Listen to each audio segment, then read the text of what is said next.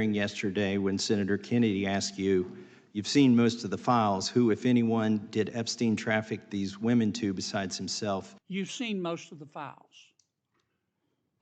Who, if anyone, did Epstein traffic these young women to besides himself? Himself. There is no credible information. None. If there were, I would bring the case yesterday that he trafficked to other individuals. And the information we have, again, is limited. So the answer is no one? For the information that we have. In the files? In the case file. You also said somewhere in the hearing and here today that the problem is that the case files are constrained by limited search warrants from 2006 to 2007 and that the non-prosecution agreement hamstrung future investigations.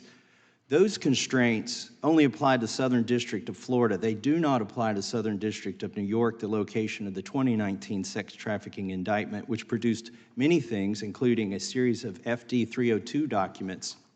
According to victims who cooperated with the FBI in that investigation, these documents in FBI possession, your possession, detail at least 20 men, including Mr. Jess Staley, CEO of Barclays Bank, who Jeffrey Epstein trafficked victims to, victims including minors, such as Virginia Roberts Giuffre, may she rest in peace. That list also includes at least 19 other individuals, one Hollywood producer worth a few $100 million, one royal prince, one high-profile individual in the music industry, one very prominent banker, one high-profile government official, one high-profile former politician, one owner of a car company in Italy, one rock star, one magician, at least 6 billionaires, including a billionaire from Canada. We know these people exist in the FBI files, the files that you control. I don't know exactly who they are, but the FBI does. Have you launched any investigations into any of these people, and have you seen these 302 documents? Sir, I have asked my FBI agents to review the entirety of the Epstein files and bring forth any credible information. And we're working with Congress not only to divulge that information and produce it to you, but any investigations that arise from any credible investigation will be brought. There have been no new materials brought to me launching a new indictment. So is the loophole here, or is it your assertion that these victims aren't credible, that the 302s maybe didn't produce credible statements that rise to a probable cause? It's not my assertion, sir. It's the assertion of two different United States attorneys' offices from 3 separate administrations who investigated those same materials in lifetime. Are the 302 documents in the FBI's possession?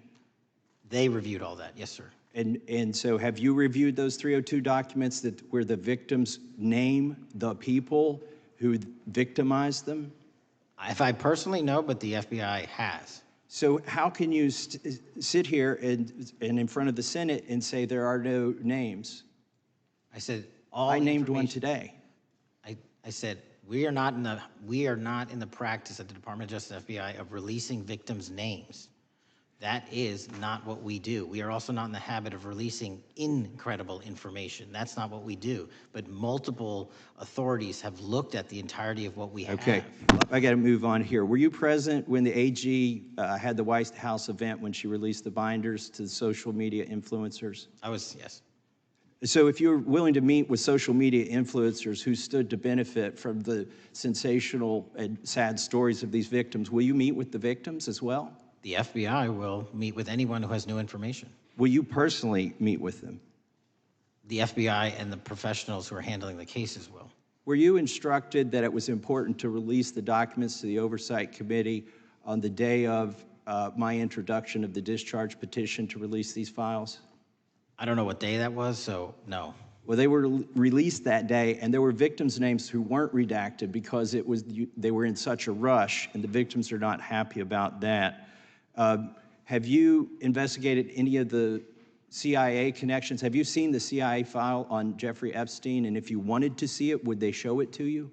Well, I can speak for the FBI, and that's presuming there's a CIA case file. And I've reviewed everything that the interagency, not I, the FBI, that was provided to us. Would you be willing to look at the CIA file on Jeffrey Epstein? If there is such a file, and if it has not already been turned over to the FBI will look at any new investigative leads. Have you made any progress on the pipe bomb investigation, January 6th? And have you made any progress on the motive of the Las Vegas shooter? As to the first, it's an ongoing investigation, and we have made progress. As to the second, sir, I'll have to get back to you. All right, thank you. I yield back. Mr. Chairman, I have a unanimous Gentleman consent yields back. request. Unanimous consent request from the gentleman from New York. I ask unanimous consent to introduce an unsigned memorandum from July 7th, 2025 that says we did not uncover evidence that could predicate an investigation against uncharged third parties with the insignia of the Department of Justice and the FBI.